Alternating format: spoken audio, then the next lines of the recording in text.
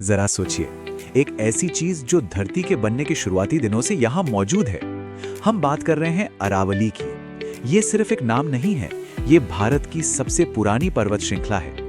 एक ऐसी विरासत जो आज अपने अस्तित्व की यानी जिंदा रहने की सबसे बड़ी लड़ाई लड़ रही है। तो बात इसकी उम्र की नहीं है कि ये कितनी पुरानी है, नहीं। असल और सबसे जरूरी सवाल तो ये है कि क्या ये बच भी पाएगी, क्योंकि इसके भविष्य पर एक बहुत बहुत बड़ा खतरा मंडरा रहा है। पहले ये समझना जरूरी है कि अरावली आखिर है क्या। ये बस पत्थर और पहाड़ों का एक ढेर नहीं है, बिल्कुल नहीं। ये तो उत्तर भारत में रहने वाले करोड़ों लोगों के लिए एक लाइफलाइन है, एक जीवन रेखा। और इसकी वजह इतनी हैरान करने वाली है कि शायद हमने कभी सोचा भी नहीं होगा।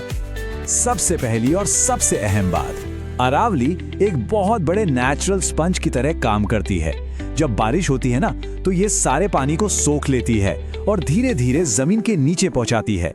इससे होता क्या है कि पूरे इलाके का ग्राउंड वाटर लेवल बना रहता है, और ये वही पानी है जिसका हम रोज इस्तेमाल करते हैं। और बात यहीं खत्म नहीं होती। अरावली एक दीवार भी है, एक ऐसी मजबूत प्राकृतिक दीवार जो पश्चिम से बढ़ते हुए थार रेगिस्तान को रोक लेती है। इसके बिना सोचिए क्या होता। रेगिस्तान की रेत हमारी खेती बाड़ी वाली जमीन को कब का बंजर बना चुकी होती। खासकर दिल्ली एनसीआर में रहने वालों के लिए तो अरावली किसी वरदान से कम नहीं है। ये एक नेचुरल एयर फिल्टर है, एक ग्रीन लंग जो धूल भरी आंधियों को रोकता है, प्रदूषण को सोखता है। इसकी वजह से ही यहाँ की हवा बस थोड़ी सी सांस लेने लायक बची हुई है। तो अगर इसे संक्षेप में देखें, ये पानी रिचार्ज करती है, रेगिस्तान को आगे बढ़ने से रोकती है, प्रदूषण से बचाती है और मौसम को कंट्रोल करती है। साफ साफ शब्दों में, अगर अरावली कमजोर हुई तो उत्तर भारत, खासकर दिल्ली एनसीआर का पानी, हवा और मौसम तीनों का बिगड़ना तय है। तो फिर सवाल उठता है कि अगर अरावली इतनी जरूरी है तो इस पर खतरा क्या है? कौन है इसका दुश्मन? दुश्मन है वो गहरा फर्क जो कागजी नियमों और जमीनी हकीकत के बीच है। और ये फर्क छोटा मोटा नहीं, बहुत बड़ा है। एक तरफ है कागजों पर अरावली एक प्रोटेक्टेड फॉरेस्ट एरिया है जिसे बचाने के लिए सुप्रीम कोर्ट के ऑर्डर्स हैं। दूसरी तरफ है जमीन की हकीकत, जहां अवैध खनन पत्थर और बजरी के लिए बिना रुके चल रहा है, जहां बड़े बड़े रियल एस्टेट प्रोजेक्ट्स और फार्म हाउस इन पहाड़ियों को काट रहे हैं। असल में कानून में जो छोटी छोटी कमियां हैं ना, उनका फायदा उठाकर इसका पूरा अस्तित्व ही मिटाया जा रहा है। और पता है सबसे बड़ी समस्या क्या है? समस्या ये है कि ये बर्बादी अब सिर्फ दूर दराज के पहाड़ों तक नहीं रह गई है। इसके असर, इसके नतीजे अब हमारी रोजमर्रा की जिंदगी में साफ साफ दिखने लगे हैं। एनसीआर का एयर क्वालिटी इंडेक्स यानी AQI जब 400 के पार चला जाता है, अब तो किसी को हैरानी भी नहीं होती, एकदम आम बात हो गई है। और होगी क्यों नहीं? जब धूल और प्रदूषण को रोकने वाली वो नेचुरल दीवार ही नहीं रहेगी तो हवा जहरीली तो होगी ही।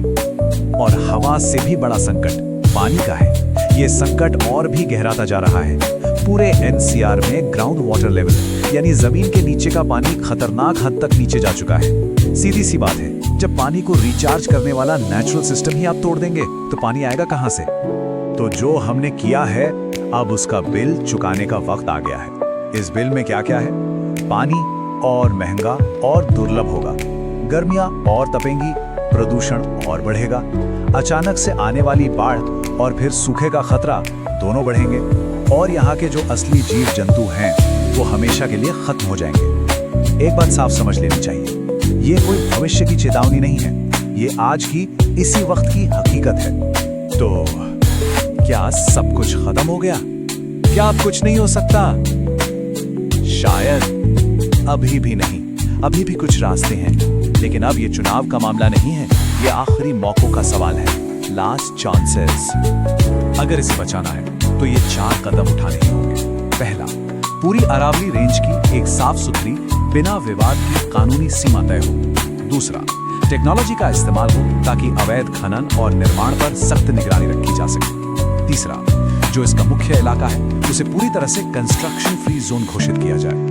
और चौथा और सबसे जरूरी, रीवाइल्डिंग, यहाँ के असली स्थानीय पेड़ पौधों के साथ बड़े पैमाने पर जंगल को फिर से बसाने का काम शुरू किया जाए। फिर से दोहरा रहा हूं, ये विकल्प नहीं है, ये आखिरी मौके हैं। आखिर में बस एक बात समझने की है, अरावली को बचाना कोई पर्यावरण प्रेम का दिखावा नहीं है, ये इससे कहीं बढ़कर है। ये पूरे उत्तर भारत और पूरे देश के भविष्य की एक बुनियादी जरूरत है, जिंदा रहने की जरूरत। सवाल बस इतना सा है कि क्या हम इस जरूरत को, इस चेतावनी को वक्त रहते समझेंगे।